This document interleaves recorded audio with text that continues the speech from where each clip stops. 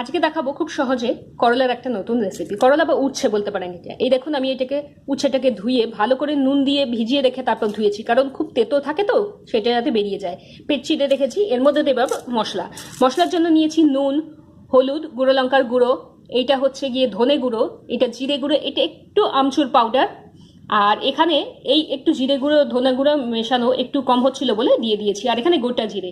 এইটাকে এবার ভালো করে আমি মেখে এই মশলার মধ্যে এর মধ্যে উচ্ছের মধ্যে দেবো। আর এদিকে কড়াইতে দেখুন দিয়ে দিচ্ছি, আমি কড়াই বসিয়ে দিয়েছি। এবার দিয়ে দিচ্ছি ওর মধ্যে সর্ষের তেল।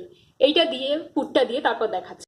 মশলাটা পোড়া দেখিয়ে দিচ্ছি। এইভাবে নিয়ে এবার এর মধ্যে এইভাবে মশলা পুরো দেবেন। এক হাতে দেখানো তো তাই সহজে দেখাতে পারছি না। এইভাবে পুরো করলার মধ্যে উচ্ছের মধ্যে আমি মশলাগুলোকে পুড়ে নিচ্ছি। দেখুন মশলা দিয়ে এবার কড়াইতে দিয়ে দিয়েছি। এবার আমি ঢেকে দিচ্ছি এইটা মশলাটাকে মজে নিতে।